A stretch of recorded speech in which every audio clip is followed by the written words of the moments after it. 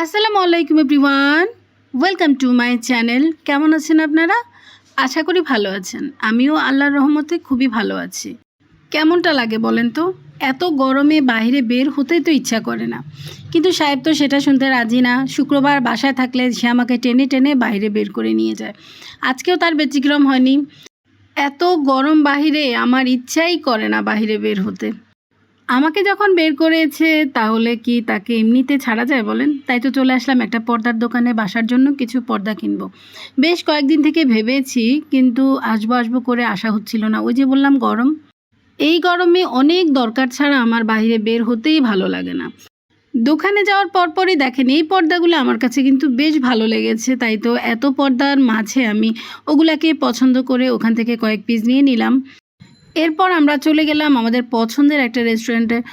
বাচ্চাগুলোকে নিয়ে আসেনি, কারণ এত গরম ওরাও আসতে চায়নি, আমিও আর তেমন জোর করিনি।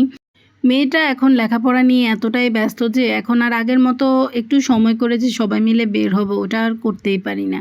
শুক্রবারে একটু বাসায় থাকে, তাও দেখা যায় শুক্রবারে তার পড়ার এত চাপ থাকে, সবাই মিলে একটু বের হব বললেও আর আগের মতো বের হতে পারি না।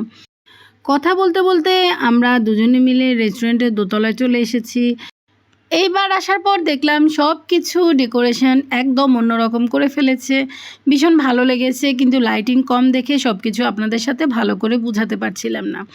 কিন্তু এরকম অল্প আলো আমার সাহেবের আবার খুব পছন্দের, ও বেশি আলো পছন্দ করে না।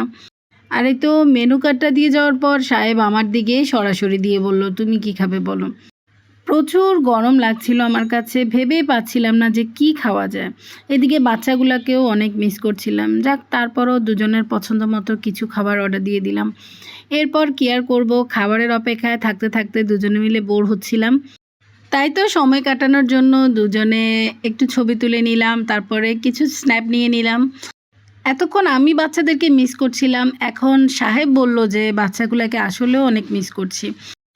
আসলে আমরা সবসময় বাচ্চাদেরকে নিয়ে চলে অভ্যস্ত, তাই তো ওদেরকে ছাড়া কোথাও গেলে আমাদের দুজনেরই মনটা খুব খারাপ লাগে। যাই হোক, এক পর্যায়ে অনেকক্ষণ অপেক্ষা করতে করতে এরপর আমাদের খাবার চলে এসেছে। সাহেবের আবার ফাস্টফুডের খাবারের থেকেও এই ধরনের খাবার খুবই পছন্দের, তাই আমি বললাম যে আজকে তোমার পছন্দের জায়গায় যাই চলো। এই তো এই জায়গার মোগলাইটা আমার আবার খুব ভালো লাগে, তাই আমি একটা মোগলাই অর্ডার দিলাম, আর একটা কড়াই চিকেন বটি কাবাব দিলাম, আর একটা হালিম, সাথে দুজনের জন্য 2টা নান নিলাম। এগুলাই অনেক বেশি হয়েছে, আমি জানি সবগুলা খেতে পারবো কি না। তারপরেও আসলে চোখের খিদা মনে খিদা, চোখের খিদায় আমরা দুজনে মিলে ইচ্ছা মতো অর্ডার দিয়ে দিয়েছি। এখন দেখা যাক দুজনে মিলে কতটুকু শেষ করতে পারি। এই তো আমিও আমার খাবারটা শুরু করে দিয়েছি। প্রথমে আমি আমার পছন্দের মোগলাই দিয়ে খাবার শুরু করলাম। এই জায়গার মোগলাইটা আমার কাছে একদম বেস্ট মনে হয়, জানি না কেন এত ভালো লাগে। তাই তো আমি এই রেস্টুরেন্টে আসলে সবসময় অন্য কিছু দিলেও আমার জন্য একটা মোগলাই দিই। আমি একা তো আর শেষ করতে পারবো না, আমি খাই, সাথে দেখা যায় আমার বাচ্চারাও পছন্দ করে। সাহেব আবার এতটা পছন্দ করে না। আজকে এজন্যই তো ভাবলাম একটা মোগলাই নিয়ে কিভাবে শেষ করব। আরও তো সাথে নান ছিল, হালিম ছিল, তারপরে আরও একটা চিকেন বটি কাবাব ছিল।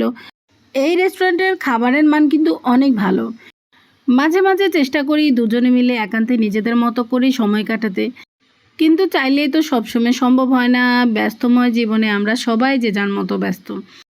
তারপরেও চেষ্টা করি দুজনে মাঝে মাঝে অন্তত সপ্তাহে একবার হলেও একটু বের হতে। সব কিছুর জন্য আমি আলহামদুলিল্লাহ বলি আল্লাহর কাছে সবসময়। এই তো খাওয়া দাওয়া শেষ করে আমরা দুজনে মিলে এখন বাচ্চাদের জন্য কিছু খাবার নিয়ে সরাসরি একটা রিক্সা উঠে যাব। বাইরে বের হওয়ার পরে এখন বুঝতেছি কী পরিমাণ গরম, এতক্ষণ তো অনুভব করতে পারিনি। তাই তো আর বাইরে দেরি করব না, সরাসরি বাসায় চলে যাব। তো আর কি, আজকের ভিডিওটা আর বড় করছি না, এখানে শেষ করে দিচ্ছি। আজকে এই পর্যন্তই। সবাই ভালো থাকবেন। আল্লাহ হাফেজ।